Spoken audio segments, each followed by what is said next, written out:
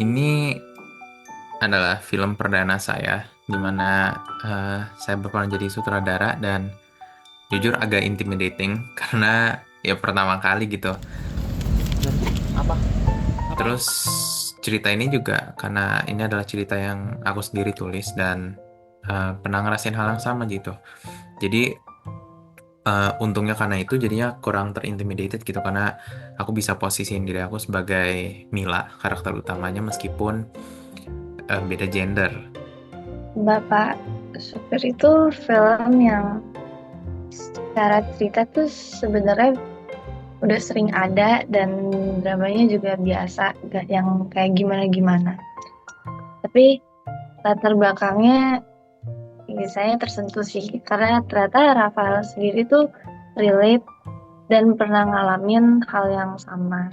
Awalnya film ini tuh mau aku jadiin drama Paul yang betul-betul drama, tapi setelah kita reading barang aktor dan cast-castnya yang udah akhirnya ke build chemistry, terutama untuk Om Omkar, pemeran Jaya, ternyata aku lihat film ini tuh nggak cocok untuk jadi film drama Paul gitu, cocoknya malah jadi drama yang light, entertaining, enteng, dan agak fun gitu. Soalnya pemeran J-nya ini Mas Ongkar pembawanya tuh sesuai sama visi aku malah lebih gitu, lebih dari visi aku. Dia bawanya tuh lebih sosok seorang bapak yang kalau kalian berada di sekitar dia tuh kalian ngerasa ih sosok ayah banget nih. Dia nggak perlu ngomong apa, nggak perlu apa, tapi berada di dia tuh kayak sosoknya dia ngerangkul banget gitu rasanya.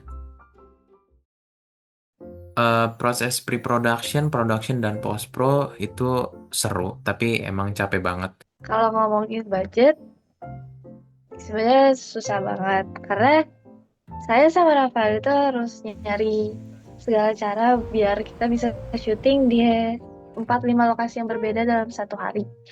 Tapi ternyata lokasi yang kita dapat itu semuanya gratis,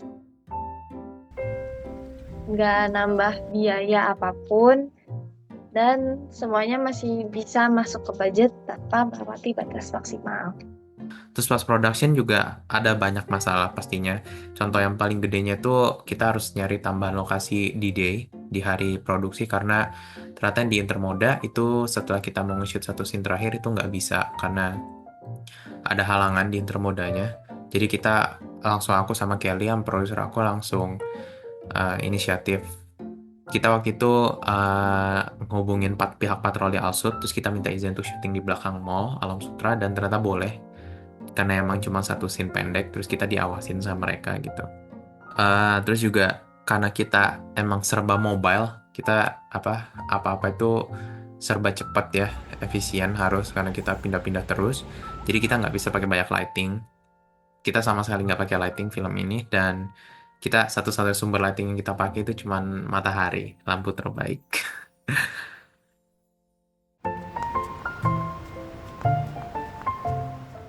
Selain ngedirect juga aku banyak bantu Arles sebagai DP.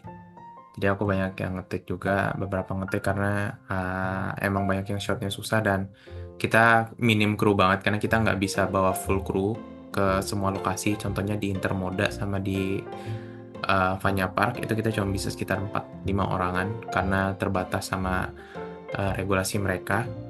Makanya kita harus saling tuker tuker role gitu. Kadang ada yang aku emang ngedirect full, Arles nge-DP, ada yang aku nge-DP, Arles ngebantu di sound karena nggak ada orangnya gitu. Ayo Om. Ya. Kebetulan juga aku sendiri adalah editor dari film ini juga. Jadi semua emang bisa sejalan gitu sama visi aku dari awal, entah dari color, dari musik, Mau temenin aku naik nggak? dari cuttingan, pacing, eh, mood yang mau aku tunjukin itu semuanya sejalan. Dan pokoknya film ini berarti banget buat aku karena selain udah keluarin uang yang lumayan banyak, tenaga, waktu tentunya capek, saya juga bisa belajar banyak hal dari produksi ini, banyak banget. Dan pastinya ya bangga-bangga lah sama film ini, puji Tuhan bisa jadi, karena ini kan karyaku gitu, jadi pasti bangga. Semoga sih harapannya semua bisa enjoy nontonnya film pendek pertamaku ini, dan pesan yang pengen aku sampaikan semuanya bisa tercapai gitu. Itu pengorbanan buat film yang bagus. Yeay.